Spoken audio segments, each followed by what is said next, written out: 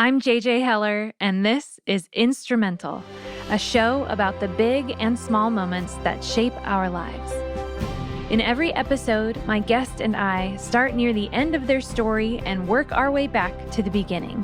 I hope our conversation reminds you that every second matters, because none of us knows which moment will be the one that changes everything. Big love happens in the small moments. Hey everybody, it's JJ. And Dave. Welcome back to another episode of Instrumental. Today, we get to introduce you to our friend Ross King. He's not a real king, but he's pretty nice. He's the king of songwriting. That should be on his business card. Ross, the king of songwriting. I first heard about Ross when I was on tour with Jason Gray. Jason had just written a song with Ross, and he's like, you guys have to hear it. So he played me the song, and it was incredible. It's a song called Good Company, right? It's an amazing song. You guys should go look it up and listen to it after you listen to this podcast.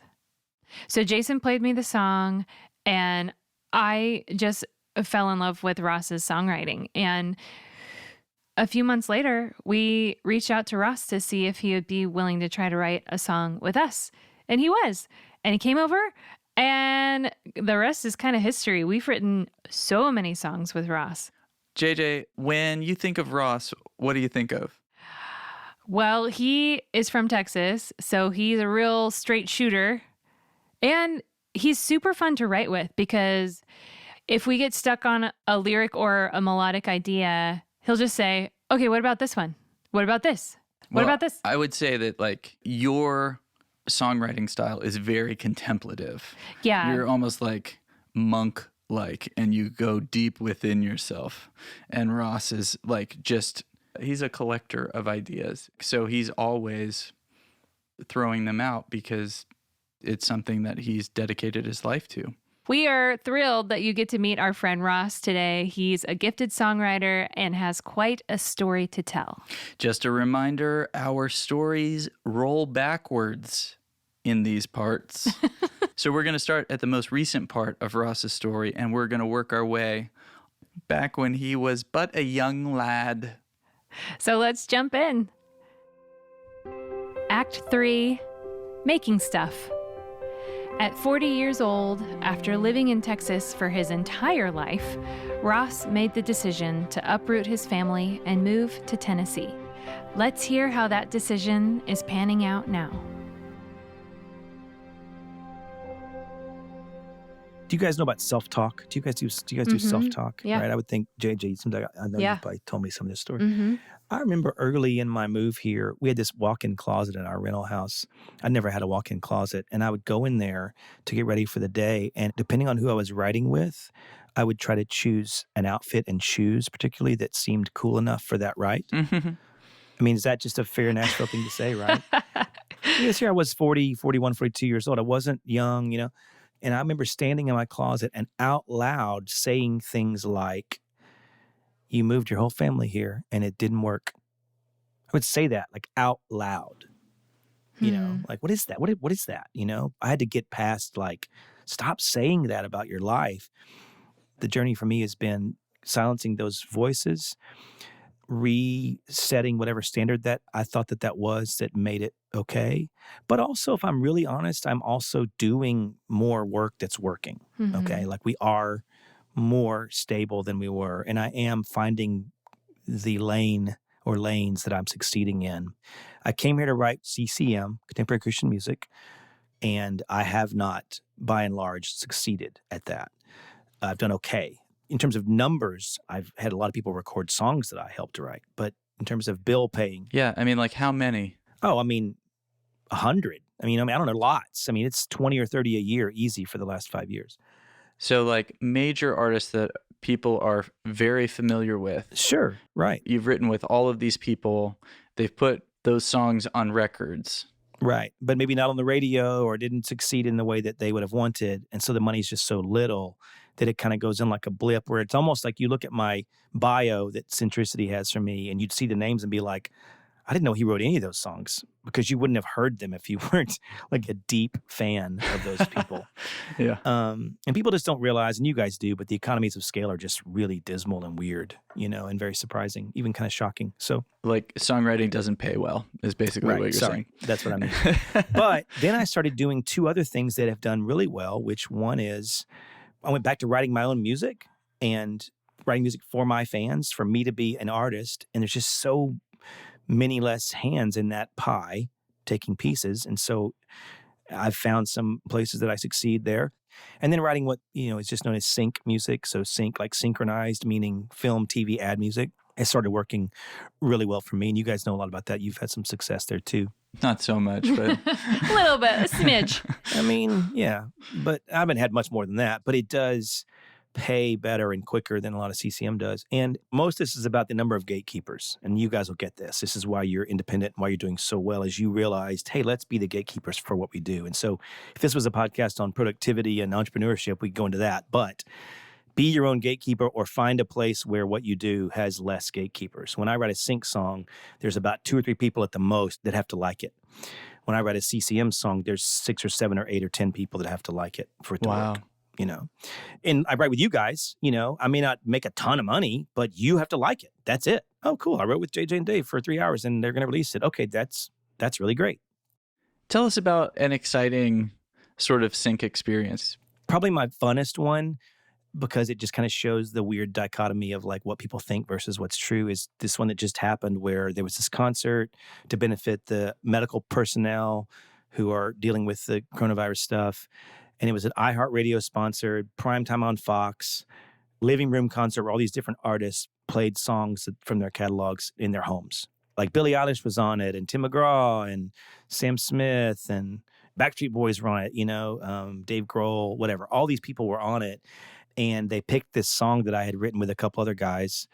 When we wrote it, it was this very like, we're all in this together. And this was before the coronavirus. And so I remember thinking, this is a catchy song, but it doesn't work for a Samsung phone commercial or a Royal Caribbean cruise line or promo for a TV. It doesn't work for any of that. What is this, And here we find out that they're going to use it on this big concert and on Fox and all that. But I will tell you this, just as an anecdote about the world we live in, because it was a charity, it paid very, very, very, very small, But it was a really cool, it was $250 all in for everybody.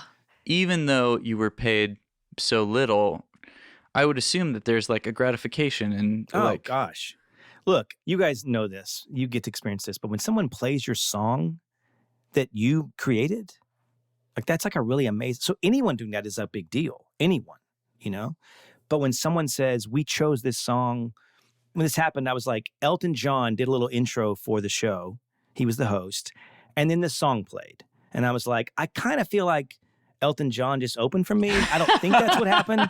But at least he set up my song. You know what I mean? So like that's like a win on every level. And let me be clear about the money just real quick, that it was for charity. And so I totally get it. Like sure, they could have paid us nothing. Right. They probably should have, right? Because I want all that money to go to those people who did all that work. And what kind of a snake says, give me some of that money that they're using for the PPE and the, all that stuff. So no, but it was amazing. Like we all filmed it on our phones at the house and watched it and recorded it. And, there was a massive dopamine shot in that moment, I'm sure, that went straight to my brain. Well, but I'm also sure an experience like that is so validating to think, I uprooted my family. Yeah. I moved to another state. I worked with some friends and like nothing existed in the room before I walked in there. Right. And at the end of the day, we came away with a song that eventually was heard by millions of people. Like, right. I am doing a job that is serving a nation in some instances, Yeah. I don't know that I would have verbalized it like that because that sounds really grand, but you're not wrong. But I would say even take it farther from that and just say, I came here, I didn't know if this would work, and now I'm competing and I'm not losing. That is like, you always feel like an underdog 15-year-old when that happens. You don't ever feel as old as you are or as successful as you are. You feel like, oh my gosh, they there's that famous Oscar speech that Sally Field gave where she says, they like me. They really, really like me, you know? And I think that's kind of how we all feel. Like, I did this, you know? And I remember as a kid watching this Billy Joel concert video. I worked at a video store, to tell you how old I am. I worked at a video store. And A what store? What's that? Oh, Not really. stop. You had a Blockbuster card, JJ. I did. So I worked at this video store, and we'd have to play videos that were clean in the store, you know? So we'd play a lot of concert videos. There was a Billy Joel video, and it had a bunch of really great stuff that I've just kind of stored away in my brain. But one of the scenes was him playing Piano Man, and he's in this opera house. It looks like the place is swaying like in a storm because of how much the people are kind of in that sort of, because it has that real kind of bar, you know, Celtic kind of 6/8, you know, drinking song vibe anyway. So they're all just swaying in that way. And I remember thinking, what's it like? I was like 18. What's it like to create something that engages people at that level? And this wasn't like that. But I mean, you guys have done concerts where everyone was singing the words along to the boat song or whatever. You know, you're like, oh my gosh, this is amazing. You know, or you'll get sent a video like you've showed me of some church, you know, doing a dance presentation of something with a song you wrote and people are singing along. And there's really nothing like that. And I think we ought to be able to put that stuff away in our rainy day depression fund, you know, and cash it in, you know, because that's a pretty privileged thing. Yeah, it's a real honor. Yeah, and those people don't have that. They don't get that. Yeah, it's such a privilege as a songwriter to put words to the human experience. Yeah. And such a responsibility, you know, and even if it's something as light or as meaningless or as trivial, you know, as whatever our most light, trivial, meaningless thing is, if it engages them and they want to re-engage it and all that, that's like really powerful. We say in our family a lot, there's more than one kind of currency that has value. And I think part of why I have been okay with some of the ways that our life has been financially or stability-wise is because that currency is of high value to me, making stuff and knowing that people want to engage with it. Like, that's extremely valuable to me. Tim Keller talks about when God created the universe, it's like taking disorder and creating order. And when you're an artist, you're taking the disorder of notes and vocabulary and rhythm, and you're putting form to it. And then to see it being put to use in some way is like you exemplifying the character of God as an artist. That's really, really well put. And I think that at some level, the reason why these traumas and things have affected me the way they have is because things that are broken, like death and car wrecks and being sued and stuff, feel so disordered that to find a way to compile them into something that's ordered and even beautiful, it feels like, oh man, you really like reached into the abyss, you know, and found something gold and right, you know. And I think our hearts want to find that beauty that like says, oh wow, that disordered thing it's been redeemed. It's been rewritten in some way.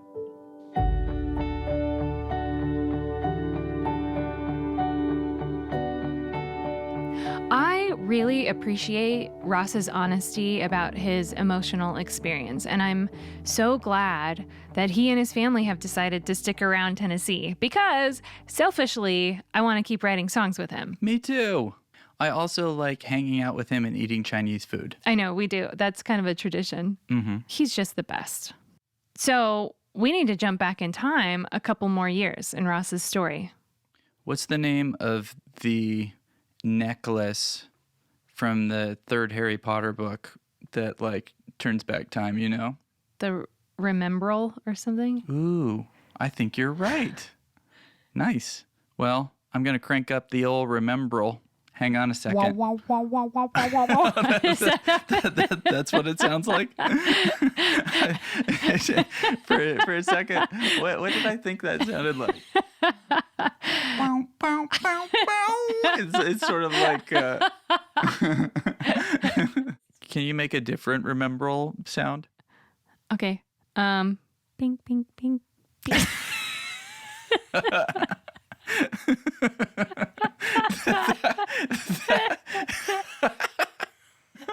I'll tell you what. If Dumbledore handed me a Remembrall and that was the sound it made, it would be the most disappointing time travel experience.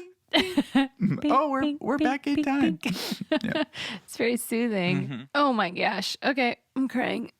Bottom line, we're going back in time in Ross's story. JJ, take it away. Act 2, A Life That Could Not Be. A few years before moving to Tennessee, an unexpected tragedy reshaped Ross's future.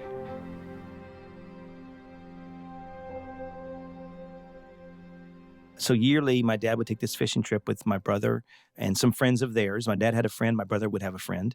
So it'd be 4 or 5 of them would go on this trip down to the coast. One of these kind of ports in Texas that aren't like all that great. They're just fishing ports. And they're fishing on ship channels. So you go out in a boat a mile out in the water or so, and they've dredged out ship channels where ships can come by and do whatever the ships do. But when that happens, when they dredge those out, there's always like a lip on either side of that channel, right? So suddenly the ocean goes from 20 or 30 or 40 feet deep to being like 4 feet deep, and then it drops into a ship channel. But if you can picture that those are horizontal, well, going vertically, fish are going to go across that. And when they go across that, they create a little bottleneck. Fish are going by like crazy. So you stand by that and you throw your line in. And so you're out in the middle of the ocean kind of, right? But you're on a ship channel, so you're in kind of waist deep water. And you walk along that ship channel to find those little bottlenecks. And my dad was near one of those, and he kind of got swept up into one of those, and he drowned. There's a whole lot of speculation that if my brother was here, he could probably give more of it. But it just seems like it's a thing that feels super safe and no big deal. And suddenly they realized, oh, wait, in this one little way, maybe it's not as safe. And then if you take one wrong step or panic for one moment, it gets much more unsafe, right? Yeah. Wow. Anyway, my brother calls. It's a Sunday night. We lived in Texas. I'm getting ready to fly to Nashville the next morning for a songwriting trip. Phone rings 10 o'clock at night. That's not usually great. He's panicking on the phone. Hey, we're trying to give Dad like chest compressions or whatever, but he's gone. I lived in the same town as my mom, so he's like, you need to go tell Mom. You can't call her. You got to go over to Mom's house. So I get in the car. I call Mark Nicholas, my publisher at the time, and leave a message saying, I'm not coming to Nashville. My dad just drowned. That's a voicemail that he had to get. I go to my mom's house. I knock on the door. Now it's 11 o'clock. Knock on the door at 11 o'clock is never a good thing. She comes to the door. She, just starts saying, no, no, no, falls into my arms. I spent the night in my mom's bed, holding my mom, that kind of thing. It was rough, and that kind of began the next normal for us because, now I'm trying to be there for my mom in ways I didn't have to be there for my mom prior to that. That was the death of the life I wanted in addition to the death of my dad, which sounds really selfish, and I'm just being honest, Well, it's a door that you walk through. You can never go back the opposite direction. That's right. And maybe a year later, I was with Stacy in the car, and one of my dad's brothers called to ask me some kind of family question. Hey, here's something we're trying to do. Do you guys need any help? Does your mom need help? Whatever. He's just sort of calling to ask questions, And I'm kind of having to be a middleman for my family in that moment. And I'm just feeling very not good about it. I don't want to do it. And the phone call is perfectly pleasant. He's trying to help. And I get off the phone with him and I'm driving and I just start crying. And Stacey's like, what's wrong? And I was like, I don't want to do this. This isn't the life I was going to have. And she said, this is not a bad thing, but you're not even grieving your dad really yet fully. You're still can't shake that there's a life you wanted and it's gone, That was like a really revelatory moment of and I've since that's made me very empathetic to people, who go through all kinds of trauma because you realize, they're just grieving the life they wanted. In addition to this other thing that's really hard, they're grieving the life they wanted and they're never going to get it. And nobody even knows what that was. So they can't really help them. There's no meal train or funeral for that. It's just, why are you still so sad? And they don't even know maybe why they're still so sad.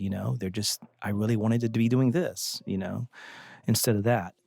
Are you able to put any words to what that life was that you wanted versus what it became? I know it changed the way that I viewed my role as, songwriter, worship leader, all the stuff that was kind of moving forward at a certain pace, that was disrupted. in some ways. You know, Yeah. suddenly all I wanted to talk about was death and heaven, you know, which isn't bad, but I wrote that song a lot, you know, and Yeah. I would be in the middle of leading worship at my church and burst into tears and be a mess. And I probably wasn't a very good father for a little while because I needed to be medicated for some depression stuff that was going on. And some of those years were lost for some of the ways I could have been a friend to people. And I don't feel guilty. I'm just saying I know for a fact I wasn't the whole me, right? So anyone who needed the whole me, they didn't get that for a period of time. And that includes Yeah. my wife and my kids. And I know my wife, I mean, she would catch me weaning myself off pills because I didn't want to be on meds. And she would catch me basically and say, Are you trying to stop taking your medication? Which I know was so hard for her to have to ask me that. And I'd be like, yes, you know, really mad about it, you know? And so just stuff like that. I think one of the worst things anyone can say to us or we can say to ourselves when we're in those seasons is, why aren't you better? And I just think I looked in the mirror a lot and said, why aren't you better? And I thought everyone else thought that. They may have, I don't know, but I thought my friends were all like, why isn't Ross better? You know, because I knew friends who'd lost someone and didn't crater the way I did, you know? And so it felt weird that, wait, why am I so fragile? You know, I would like to get some of those years back, but I know that stuff got used in my journey and my faith and all that. Well, what are some ways that it got used in your faith? Like, I suppose in some ways you never recover from something like that, and in other ways there's like another side that you end up eventually reaching. Oh, sure. I don't care as much about like the minutia of theology as I used to. I was pretty into like that kind of thing.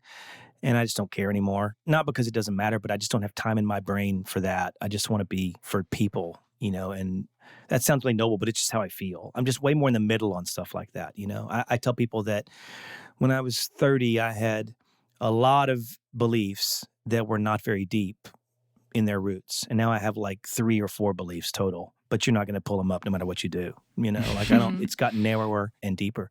Can you speak to those real quick? Like, what's something that you just hold on to that's just foundational for you? I just know God's not quitting on me and I'm not quitting on him. You know, like you probably have some like stuff in your marriage or in your parenting. You say, we'll never do this. And no matter what happens, no matter else you change, you keep that. You know, to me, it's like, yeah, I'm not worried I'm going to quit on Jesus because I don't know what else I'd do. I mean, it's very like, Peter, to whom shall I go? Scientists could prove that it's all fake, and I'd be like, okay, whatever. I'm still, you know, it's beyond all that for me, you know? So like, I think that, and I think that I'm really, really aware of the humanness of Jesus in some ways that I may not have been, because I just went looking for it. I needed to know that he wasn't just angelic and perfect. I needed to know that he was fragile and human. And so I just dug around for that, both in the Bible and in my own just experience and relationships with people and all that. And so I think I'm very, very committed to the humanness of Jesus. Where did you find it? Probably my favorite story of that is, so Lazarus is this brother of Mary and Martha, you know, and they're like good friends of Jesus, and he gets really sick and they send for Jesus and he's far away. And there's this weird story where it says he loved him a lot and so he waited. And you're like, well, what? That doesn't make sense. Why is he waiting if he loves him? He should hurry back and help him. But he doesn't because he has some big plan apparently to make some big moment happen. And so he comes back finally. Martha runs out. She's super mad at him. She's like, I know what you can do. You know, why were you here? And he says something about the resurrection. And she says something back like, well, I know we're all going to come back at the end. Or she kind of thinks he's talking about the end times or something. And he's like, no. You know, he doesn't say, hold my beer, but he kind of says, watch this, you know? And he goes to the tomb and he's going to raise him up in like a minute. And he cries. Like, that's the most human thing I've ever heard in my life, right? That you have such a sense that death is awful that you cry knowing you're going to bring an end to that in a minute. That's more human than I've ever been. If sadness was a sin, Jesus never would have cried. But that's exactly what he did when his good friend Lazarus died. And he knew that he could raise him up, and still the Lord was sad enough to grieve. If heartache was a crime, consider Jesus in the garden when he knew it was his time and there was no better option. And he had to take that cup, and it stressed him out so much, it made him bleed. you've ever been so overwhelmed that you can barely breathe, my friend, you're in good company. And so I just think now, when I see people suffering, I just don't ever anymore be like, well, that's not a big deal. Why are they suffering? I just want to be the guy by the tomb saying, I know it gets better. We're going to bring Lazarus back. You know that, right? But right now, it's okay for you to cry right now because death is still awful and hard Yeah. things are still hard. And I was a lot harder on people maybe before, not even overtly, just maybe in my mind, like kind of eye rolling at people quietly who weren't able to get better. And now I'm like, oh, look, it makes zero sense to cry when you're about to do like the blue ribbon miracle of all miracles, right? And he cries about it. That kind of stuff is like so important to me now. And I didn't even think that way. I would have been thinking about predestination and spiritual gifts and, ecclesiology, or whatever. And that stuff I don't care anymore about any of that. I mean, I care. I'm not going to spend any time on it. Yeah. Has this brush with grief helped you in communicating with other people, whether it's through songwriting or it feels like you can speak a language that other people can't necessarily after you go through something like that? I would certainly hope so. Yeah, I mean, I know I have awareness that I didn't have about broken things and how we process hard things. So I'll say this, if it hasn't made me better at that, then what a waste, right? I mean, I really, really think that that's one of the upsides of this, if there are upsides, if that's even appropriate to say, is that I understand other people and just hurt with them. And I'm rarely going to get irritated with someone for being sad or being depressed now.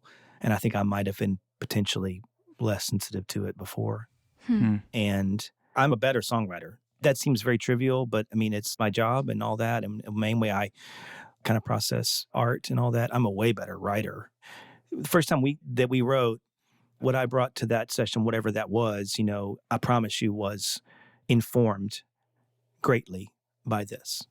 Yeah, I mean, I definitely remember you talking about your dad's tragedy, and that's where the opening line of Braver Still came from. I never saw it coming. Yeah. A line like that appeared in lots of songs there for a while. Something like, okay, it's going to hit you and you're not going to be ready for it and it's going to make everything different. That kind of thing showed up in my songs like crazy. And I'd never even thought of that prior to that. I never saw it coming. There was no way to prepare.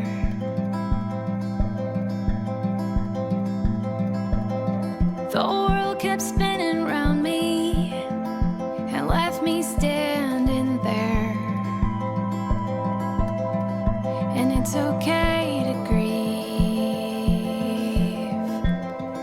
a life that could not be.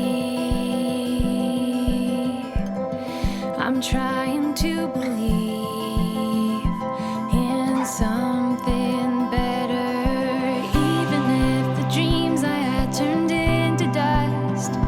There's no wreckage that's too broken to rebuild. The world is just as scary as I thought it was, but your love makes me braver still. Your love makes me braver. I would love it if you could address the song Things That I'm Afraid Of. It feels like that's a song of yours that's really kind of continued to connect with listeners. Yeah. I mean, it's definitely a career song kind of thing where you're like, oh, this is one of the ones that's going to stick around. So a year and a half after my dad passed away, I'm like, okay, I'm come to terms with this is what this is. I've put labels on it. A counselor has told me I'm getting help. I'm getting, medication and stuff, And so I started trying to write into that. But I think at first I didn't quite know how on the nose to be about it. And we've joked about this when we've written together, the three of us, that, I'll offer some lyric that's just way too plain speech. And you're like, we can't be that obvious because I'm just like, I'm always looking for like, let's just say that, And I feel sad. Yes. And about a fourth of the time I'm right. And usually I'm wrong about it. But anyway, I was starting to say things about it, but I didn't know how to talk about depression. It's not a very singable word. And so I would just say these other things, I feel heavy or sad, or use other metaphors and things. And so fast forward, some of those songs are starting to connect with people. And when I share them online or at concerts, I tell the whole story and say, this came out of my depression or my anxiety or whatever. And people would say, oh, I didn't know that. Now that means something more to me, right? Or even as far as I didn't really care for that song and now I do, or that kind of stuff. Oh, wow, So I realized I think I need to dive in here and really just talk about it. And so that was probably the first goal, was when I got the idea for this pretty good hook line, things I'm afraid of are afraid of you, I thought the place of fear in my life is mostly about my depression. It's about I'm never going to get better. I feel like a failure. I'm afraid of letting people down. So I want to speak to that stuff has to bow to Jesus, and moreover, that stuff scampers when he comes in and turns on the light, So I was way into the 23rd Psalm at the time. And so I just kind of did a lot of study and prayer about the 23rd Psalm and what it meant to me that this shepherd would make me lie down when I didn't want to, and that he would make a meal for me in front of all the people that hated me and make them watch while he poured drinks for me and poured oil over my head like they do for kings and queens. And that was the kind of goodness and mercy that was going to follow me all the days of my life, right? That felt all really beautiful. And so I just took that, and you guys know this, but one of my goals is to take something that feels religious and make it super like normal. I just want to pull the veil back on religious things. And so I very often try to reinterpret scripture in some ways that'll be more approachable. Yeah, that's a great word, yes. And like most songs, there's like 5 different things going on or 20 different things going on, but it was the 23rd Psalm, it was my own fears. And so kind of the linchpin of the song was, I'm going to put in these pre-choruses, I'm going to say depression, anxiety, oh my gosh, I'm going to say medication and counseling. I'm going to say all those words. So the second one says, when my depression is affecting every ounce of me, I can get the medication and the counseling. Still, I can hear the fear calling out to me. And I don't feel brave, but I don't have to be. 'Cause I walk through the valley of shadows, and it scared me half to death. But you're with me everywhere I go, so I don't give up yet. My fear would surely kill me if I didn't know the truth. The things that I'm afraid of are afraid.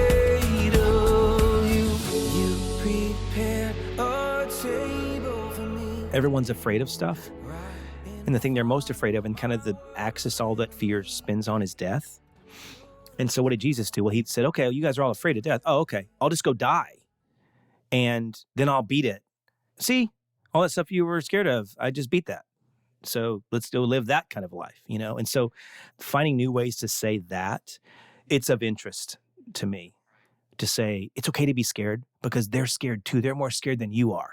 Whoever they are. Like, I love personifying stuff, so I'm out there thinking about that shame and fear and guilt and chaos and all that are out to get me. And they're like coming at the throne, trying to kick Jesus off of it or whatever. And he's just, sort of snapping his finger, and they're like, oh crap, super scared of him, and gut punch. Yeah. And so it's like that scene in The Matrix where the hand just sort of like extends to the throat. And it's right. Yeah, like the Bruce Lee has like the 1-inch punch or something like that, where it's like, oh my gosh, he killed that guy by like barely just like shivering for a second. Yeah, with your fingernail. Yeah, exactly. I think that was a really important thing to me, is that Christians and just people love to sort of proclaim their strength and their courage, which I think is kind of strange, because deep down, none of us really feel that way, except maybe for the length of the song. And then when the song is over, we're like, yeah, I'm still scared. I'm still kind of think I'm fat. I still don't like how I sound when we still feel those things, and I don't like it for songs to sort of too much lie to us about that stuff. That's what I love about Braver Still, was that it was this acknowledgement.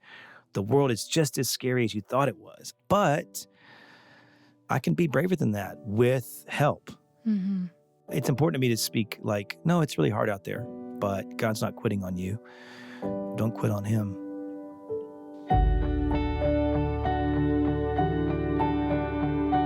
Do you think that we sufficiently riffed on that gut punch thing? I mean, that was pretty impressive. I mean, I really enjoyed that part. I mean, the person that we left out of that conversation is Dwayne "The Rock" Johnson's character in Jumanji. Or then there's like Hulk Hogan. Didn't he have like a catchphrase? I have no idea what Hulk Hogan's catchphrase was. I just remember that he had an awesome mustache. Yeah, that's so true. Maybe he beat people up with his mustache. With my mustache.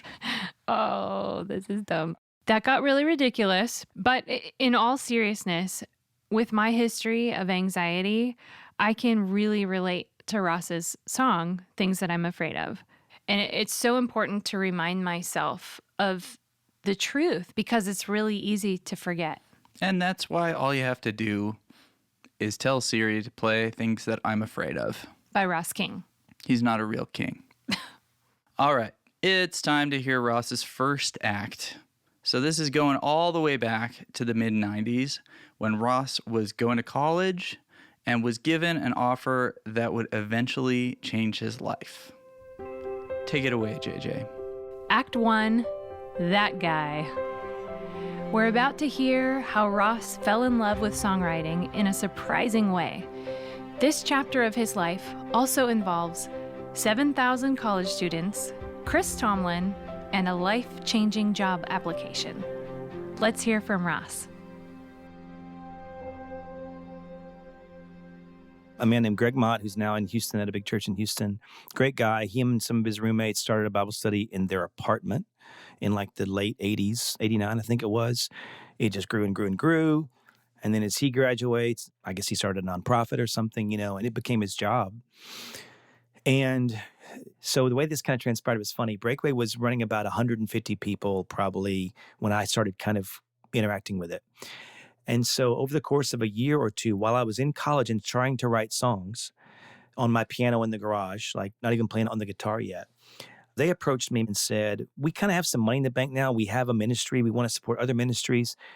How can we support you as a songwriter? And I was like, I don't know. And they're like, well, what if we had you come sing every once in a while at the end of the breakaway time? Maybe I'd give you what I'm going to speak about, give you a few weeks, and you write a song for that or something, And I was like, sure. I didn't have any clue what that would be like. And so I remember he kind of said that theoretically and then called me one day and was like, hey, I'm preaching on this in 2 weeks. Do you have a song? And I just outright lied. I was like, yeah, totally. What? I have a song for that. Yeah, easy. Bunches of them. I'll narrow it down. Whatever. I had no songs about that. So I wrote something lickety-split and I played on Tuesday night after this talk that he gave. And when it was over, guys, there was a line of mostly attractive girls waiting to talk to me. And I thought, this is, God is calling me to this. You know what I mean? And anyway, so I just started singing about twice or three times per semester. I would sing something. Greg would kind of give me an assignment. Hey, I'm doing this. Do you want to sing? So my senior year, Chris Tomlin is there leading it. And it's growing and it's meeting at this big church. And Chris and I at the time were doing a lot of songwriting together and just, knew each other pretty well. And he was kind of throwing me like his scraps for like worship gigs and stuff. Like if he got too many calls, he'd be like, hey, call my friend Ross, So here I was trying to figure out what to do when I finished college. I had a political science degree. I'd thought about going to law school or maybe going into research and some other stuff. And they just came to me and said, do you want to do this? I am being asked to lead worship for a thing that's 1,000 people every Tuesday night. And the thing on this big campus, And so by the time they called me, I'd sung performance songs for them a half dozen times, right? But I remember being like, oh, this is next level because this is the guy kind of running it. And I'd mostly been seeing really qualified people like Chris who had gone on to do something. He'd left, graduated, and gone on to do something, famous, whatever. And I was really intimidated by it. But he called and said, could you do it? And I remember at first saying, I need to tell you maybe. Because it was like the opposite of that other moment. Now I realized what it really took to sort of be over a room like that and be the guy leading it and pastoring it. It scared the mess out of me. So anyways, finally, a couple weeks later, I think I called the other guy that I knew he kind of was interested in and said, let's do this together. There's no pay. We're not going to split pay. Let's just do it. And the guy was like, yes, perfect. Because he kind of felt nervous about it. So he and I kind of co-led it and, started making records. We produced records for him, which I hadn't really done, and writing songs for him. And 5 years later, it's 7,000 people at the basketball gym every Tuesday night. God used it and it worked and it was really good for me. And I got a lot of calls because I was the breakaway guy. How did that lead to you meeting your wife?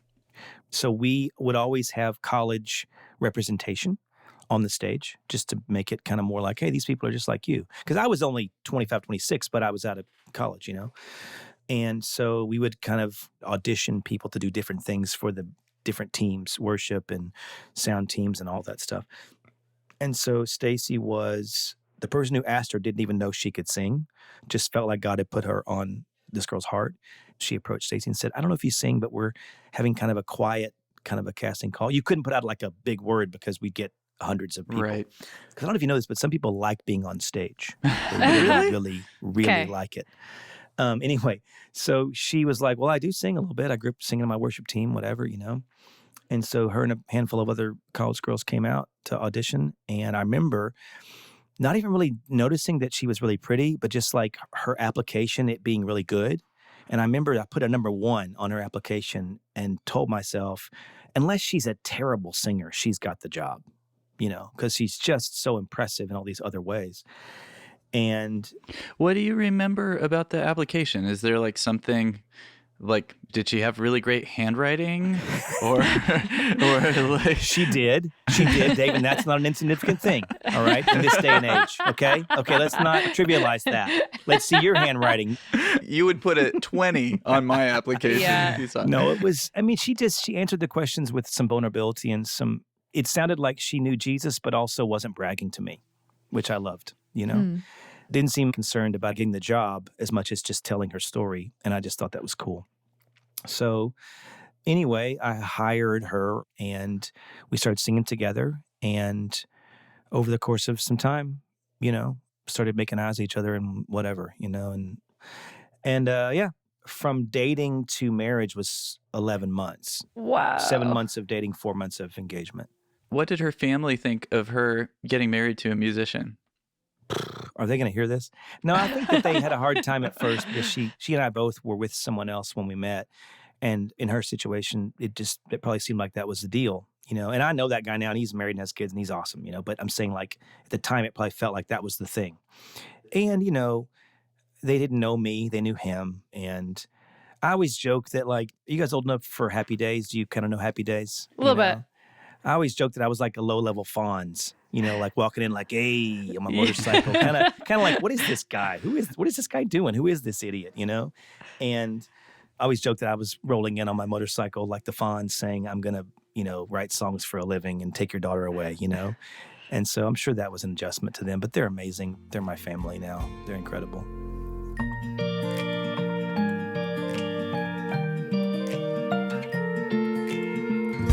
A lot of times in the moments leading Breakaway, I thought, I don't really love this or feel as at home in this as some people might who really belong here and who are really good in front of 1,000 or 2,000 or at the end 7,000 people. I really wasn't qualified to do it, and I really felt uncomfortable probably a good portion of the time with it because I didn't feel like a hello Cleveland, get on your feet stage guy. You know, I felt like a songwriter who has a beverage and sits on a stool and tells stories, you know. I would have to apologize a few times per year because some fan of Breakaway would walk up to me and engage me in conversation, and I wasn't socially adept enough. Greg was like amazing in those moments, shaking their hand, look in their eye, remember their name, just make them feel like they're the only person in the room. I was sort of awkwardly trying to get out of the conversation, and it would come off as rude or pretentious, but I just didn't like being known. Like Greg probably has to have his phone number blocked because he's the pastor of like 20,000 people now. God, that sounds like a nightmare to me, right? I don't want that, you know? But he's awesome at it. He's amazing at it. And he's the guy for it. And God uses him.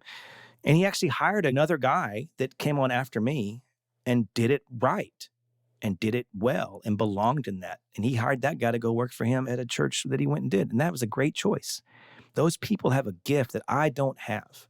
But I would write songs and we'd play them, and I'd think, this is the coolest thing ever. I just played a song that I wrote, and it fits with the other songs. It's not worse than the other songs. It's seamlessly in the set. I've written stuff as good as what these other guys wrote, or it feels as good. The crowd's engaged with it. They're really worshiping Jesus because it's something I 2 weeks ago put down on paper, you know, with chords and a guitar. I could not shake how awesome that was, and that I was able to speak sort of doctrine and life and love and blessing and comfort over people that way was extremely satisfying.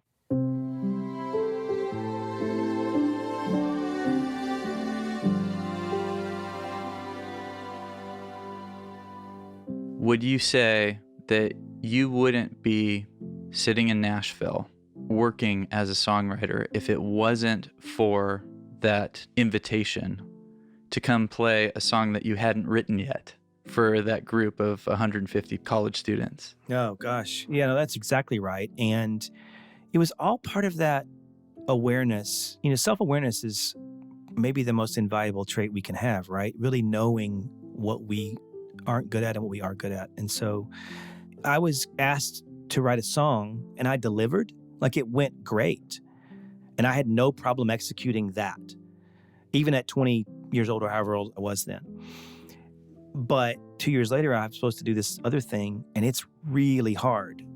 And there are other folks you might have heard, write a song in a week to custom fit this sermon. That's crazy. That's going to go terribly. But you say, get on stage and shepherd this group of people and have fun with them. Oh, no problem, you know? And so that guy who wants to sit in a room with two people and create a song that they then can go sing, and they can be cool and skinny and pretty and impressive, and I can be me, that guy needed to be asked to write a song in a week. And that guy needed to be asked to lead 1,000 people and then kind of realize it wasn't my ultimate best thing. I'm very grateful. I mean, gosh, I'm so grateful for the experience, but it didn't make my life better. I wanted to be sitting in rooms with people making stuff or having coffee or creating things. That guy's not needed on a stage for 7,000 people. In fact, there's no room for that guy. I hesitate to say something like all that glitters isn't gold because it's pretty gold. It's just not a gold that I needed. It wasn't the kind of gold I was looking for.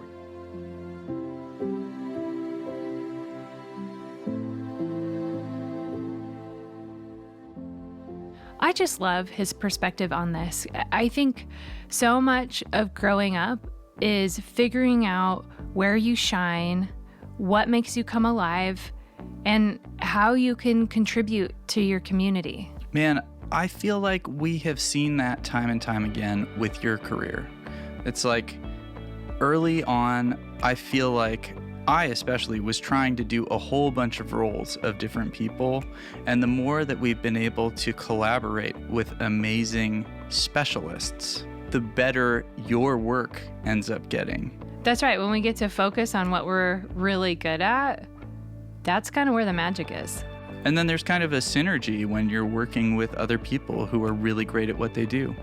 So Ross found out where he doesn't belong and where he does. Yeah, and he's so good at his job. It's that time again, Dave. This is one of my favorite parts. Here we go. It's called Let's Rewind the Tape.